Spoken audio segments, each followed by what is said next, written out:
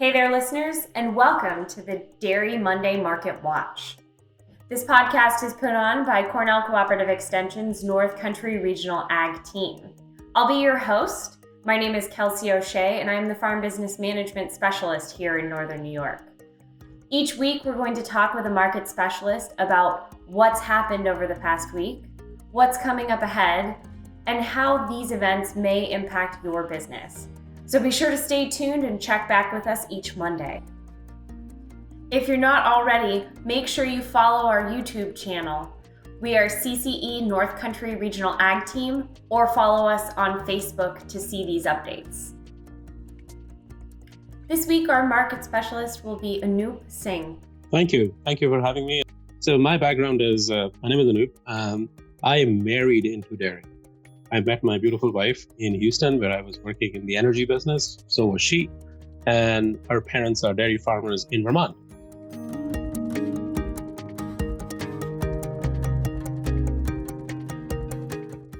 So welcome back, everybody. This is our weekly meeting with Anup. He's going to sit down and talk with us today a little bit about some of the current events from this past week.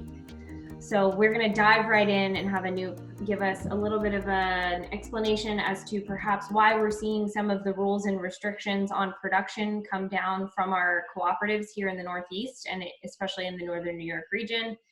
So go ahead and take it away, Anup. Excellent. Thank you. Thank you for having me back. Fun to be. Not the most fun circumstances, but it's nevertheless fun because I feel my skills are of help and assistance. So that's good and value. Absolutely. Totally agree. We're excited to hear what you have to say this week. Good. So now I've been lucky that I've been part of a farm family. I have clients who are farmers. And then I'm also lucky because I've been able to work in a prominent co-op in Northeast US and then also in New Zealand. So I do have a slight sense of what goes on inside a co-op. So let's talk about milk collection and the co-ops and that entire milk shed in terms of just building blocks. So co-ops in the US, at least the one that I worked in, we had finite capital capacity. What I mean by finite capital capacity is the ability for the co-op to borrow money and put a plant or a processing capacity in was limited by the ability of them to borrow. And in some shape or form, that constraint is also based on what's the farm equity or farmer equity inside that cooperative. Net is you can only borrow a finite amount of capital.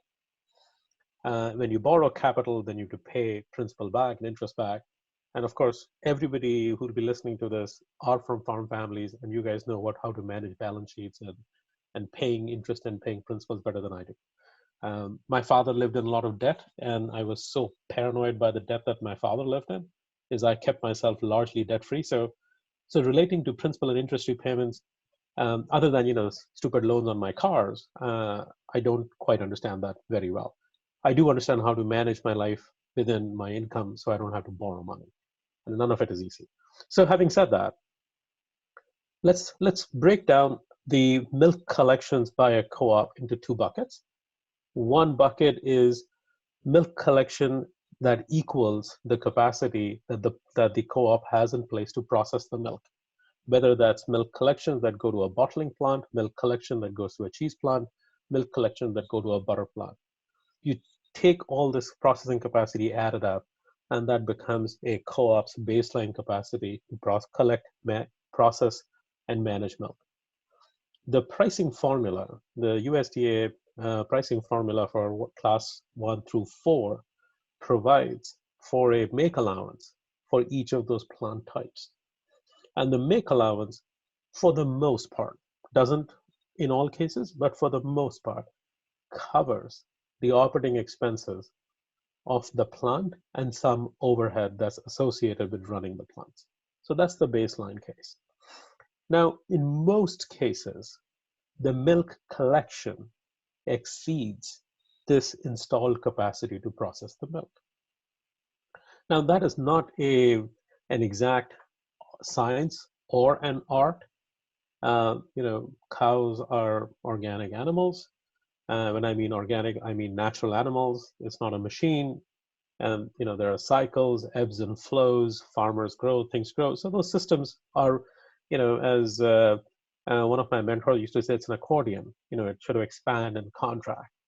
And so that exists, right? And now the good part is when you live in the eastern coast of the US, where most of the population also exists, demand for food also expands and contracts depending on the season, people going in and out, and many other things. So usually the co-ops will be able to find avenues for surplus milk. Surplus defined as collections that exceed the co-op's installed capacity to process milk. So now that's surplus. The co-ops will find other buyers for fluid milk, or certain parts of the milk that they are unable to process, they will find buyers for that milk. So take, for example, in the Northeast, you have Chobani, who's a yogurt maker, or Fahe, or Friendlies, or things like that. And they are not co-ops, they need milk. Let's say your co-op that's collecting the milk has some surplus defined as collection in excess of capacity. They'll be able to place those flat milk, surplus milk, to these buyers. So let's take scenario one, where if those buyers are having problems placing their final product and moving that final product in the grocery stores, well, they need that much less milk. Now, this is not co-op, like co-op has an obligation to have a market available for the farmer's milk. So the co-ops have an obligation to provide a market to their members. But these private buyers do not have an obligation to provide a market to the co-op. So they're discretionary markets. So in other words, if we're going to take some names and then we're going to erase it out of our memory, just good examples. So let's say, for example, Chobani sells 10 tubs of yogurt, and now in the grocery stores, the demand for yogurt is down from 10 tubs to 8 tubs because people lost their jobs and they can't afford to buy, an extra tub of yogurt that they were previously buying. So they need milk for 8 tubs of yogurt, not 10 tubs of yogurt. And hence, on the supply side, then they will cancel those contracts. Now, the co-op or the milk processing person or whatever that entity was that was collecting the milk now is left with 2 loads of, milk that they don't have a place to place. So either they try and find the next best alternative, and the next best alternative could very well be if they could ship the milk to some place where they could find a use for that milk, even to the extent where the cost to ship equals what they would get paid. So it's a net zero. It's a better option than dumping the milk. Now, when tankers take the milk from where the milk is produced to where the milk is needed, the tanker incurs a cost both ways, not just one way, because the tanker comes back empty, right? It's not like we can fill the tanker with water on the way back or something, so you have to pay for a backhaul. So that occurs. Now, if that market where they could place it doesn't exist, then the last thing, although now it seems like the density of that decision has increased, is dump the milk because nobody is willing to take it because there is no further market for it. So that's what I can understand where milk doesn't have home to go. Now we move to the second bucket. So this was the surplus milk defined as collection in excess of capacity to process. The second part then is installed capacity. So let's take installed capacity, simple example, cheese and butter. So in the current low demand, tight demand environment, what could potentially be a problem? Let's take the cheese stream. Now the cheese stream, as I said, the milk pricing formula allows the co-op processing a make allowance, and the make allowance would generally cover most of the operating cost and some overhead. Now, this would work if the retail outlet where this cheese, the wholesale cheese, was being cut and wrapped and then placed, if the retail outlet price that they were receiving would be higher than the wholesale price, which is used in the milk pricing formula. So in other words, let's say the milk pricing formula today says the price of cheese is $3, $30, but in the retail store, you're having to discount the product for the product to move, and you receive $1.20, then you're receiving a $10 discount. And the $10 discount then comes from the make allowance and the ownership of the co-op. So now, if that were happening, the likelihood of the co-op deciding to make less product or make less commodity is likely. That's scenario one. That's what probably is happening as well happening on the cheese front. Cheese is a fresh product. Fresh cheese moves, cut, wrapped, and moved. Aged cheese, the constraint in aging cheese is availability of storage. One. Second is availability of capital to finance unsold cheese that's sitting in the aged or aging warehouse, if you will, because we're not collecting any revenue for that. So that has to get financed. And in the current environment, financing would be difficult because, as you guys probably have felt, the banks are having difficulty in extending credit or are getting very tight in assessing credit. So in addition to space availability, because if the cheese is not moving, the storage is probably filling it, or discounts at the grocery stores, either of those two cases would take premium or price away from the base commodity price. And in current situations, it is not unimaginable that the price that's the retailer is paying the co-op may not be higher or even at par with the base commodity price. So that's possibility one in the case of cheese. Butter, because of the production of milk and not having markets and food service going away, the butter fat multiples in the marketplace are extremely low. So all surplus cream that can be harvested is being converted to block butter. Now, with so much production of block butter, well, the first thing that we are running out of is storage space, because butter needs refrigerated storage space. So the market's probably running out of storage space, or running out of storage space that is USDA certified storage space.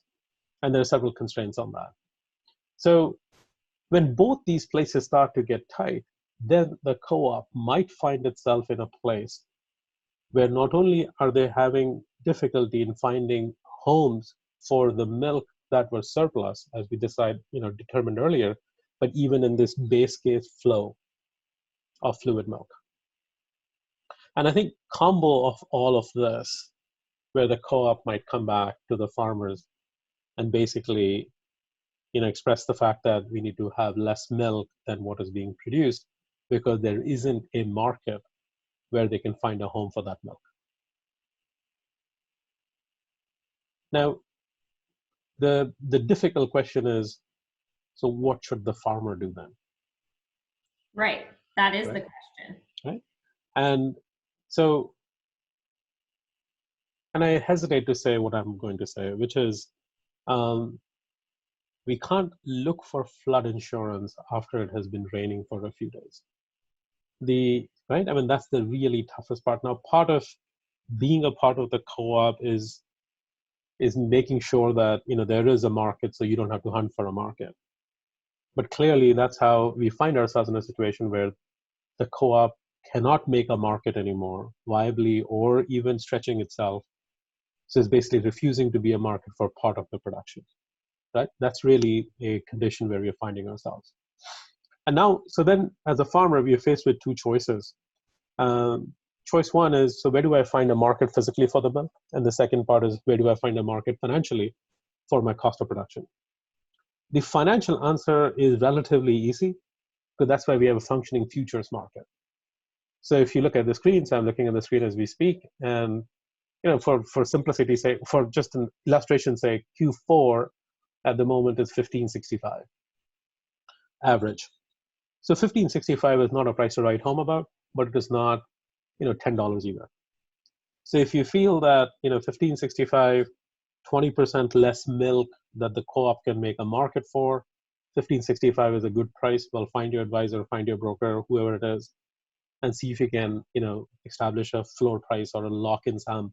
So at least financially, you have some cover while we figure out where do we find cover for the physical milk that you have produced, but you have nowhere for it to go. None of it is a convenient answer. But at least that probably helps understand is when the co-op says we don't have a market, there is at least one level of rationalization as to which do we not have a market because surplus milk, the buyer that previously had is gone away because they have the same trouble as anybody else does. Right. Or in addition to that, are we not processing as much because we don't have a buyer for the commodity that we're making or a place to store? Right. A double whammy.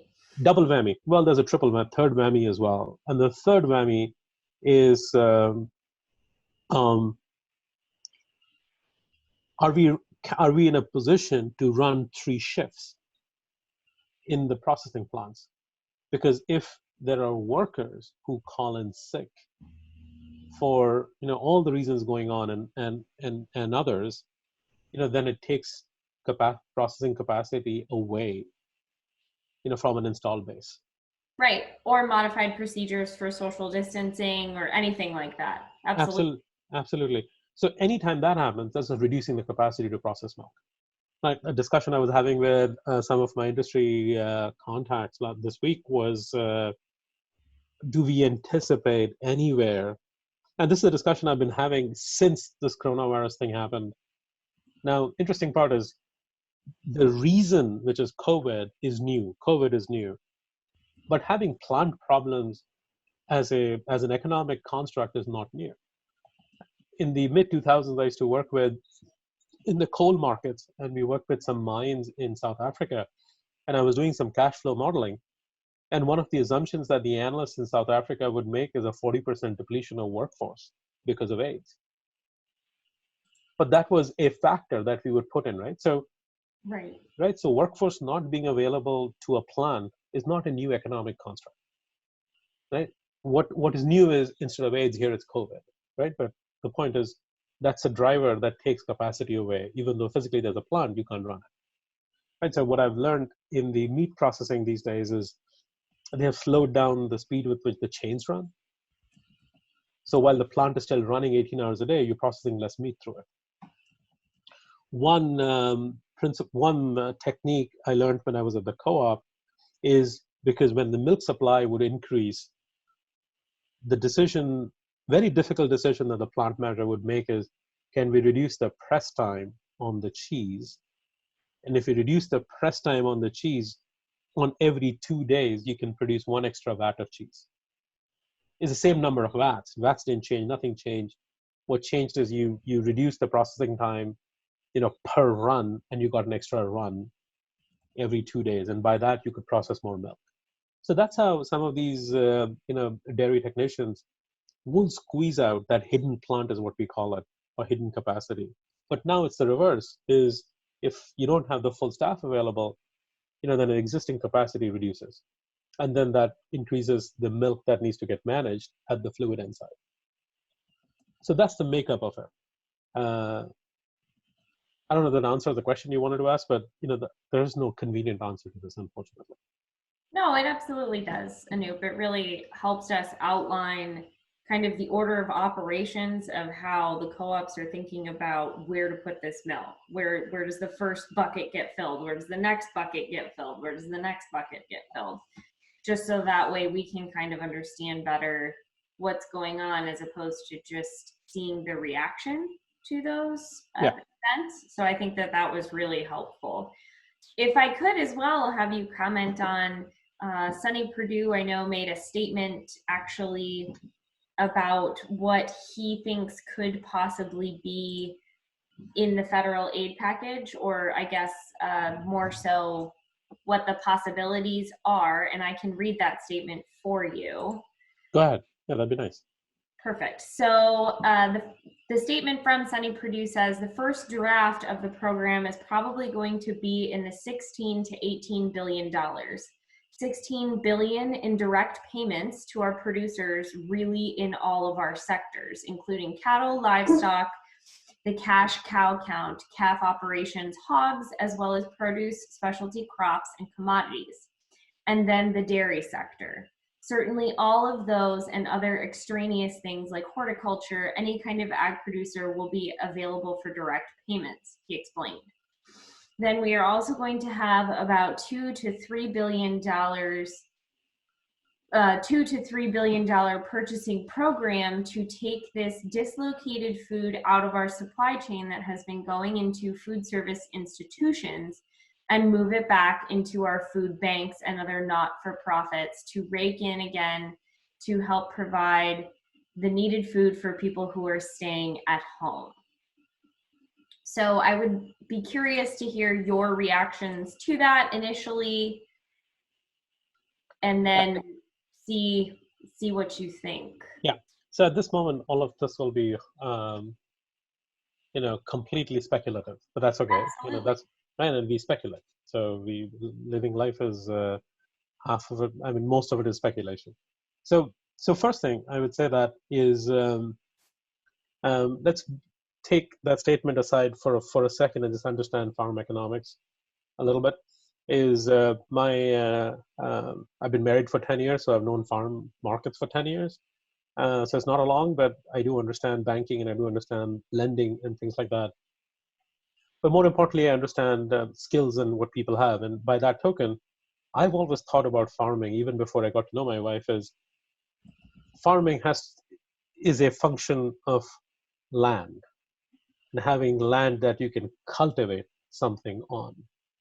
And what you cultivate on the land has to do with your skills. So the debt or owning the land, it's about the land. My in-laws and my clients, they milk cows because that's the skill they have, and it's the milk that pays for the land. People grow crops, and they grow the crops, but that's the skill, and it's the crop that pays for the land. So it's about the land.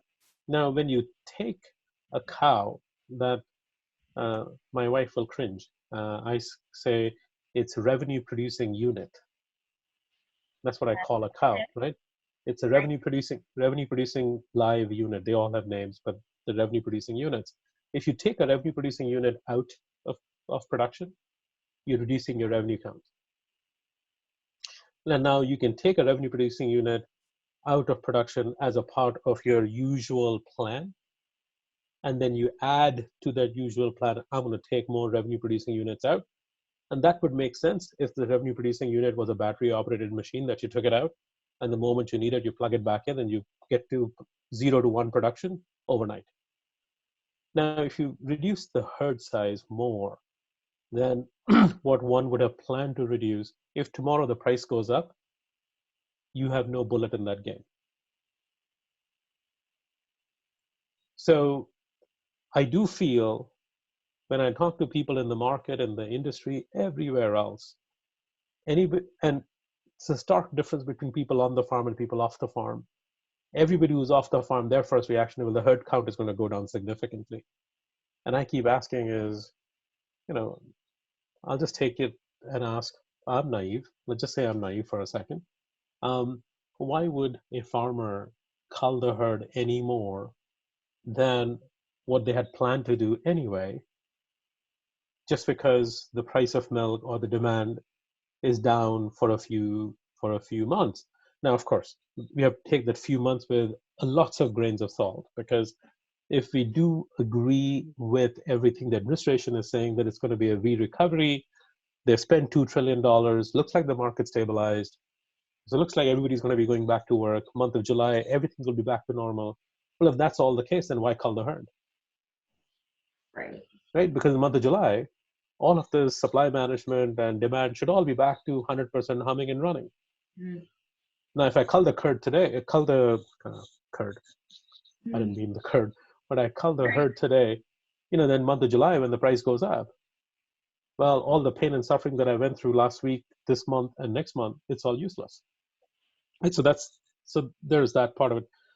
So that aside, so now having said that, so you can't. I don't think it's a right decision to reduce the herd just because I have a loss of demand for a short period of time.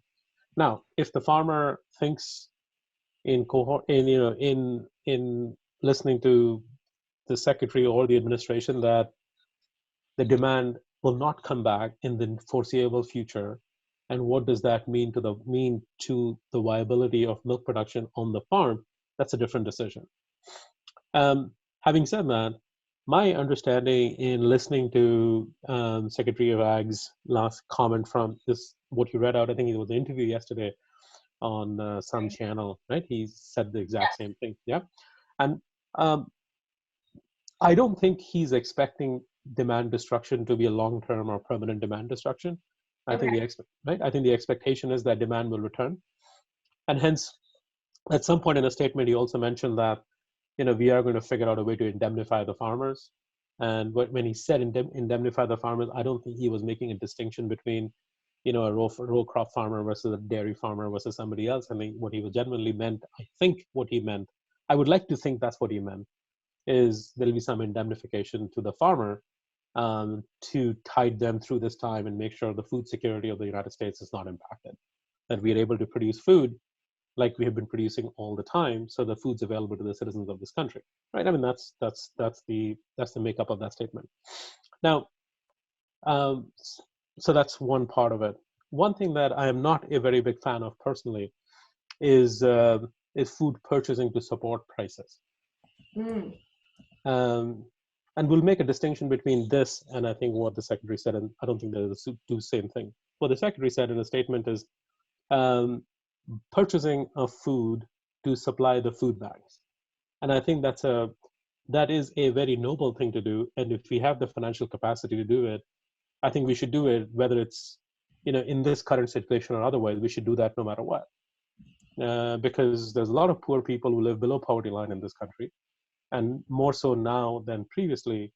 I mean, it just sounds strange, but if there was a homeless guy who was standing in the corner of Michigan and Adams in Chicago, and he would make a living by begging people, but there's nobody to give him anything today. So there are more homeless people who need food today than there were, yesterday, right? So there's a definite demand. And if the food's going to feed that demand, we should do that. It's in our, President Bush said it wonderfully. God's given us the ability to save lives. Why would you not do it? There should be no motive to save lives, and some other times not. So we should do that, irrespective. Hand on the heart, we should do it. But buying food to support a price I have difficulty with that idea, because all what we're doing is then we are restricting the ability for the market to recover 6 months from now. We saw that in the recent experiment in the EU with the intervention stock, which is until the stock in that warehouse clears, prices do not recover.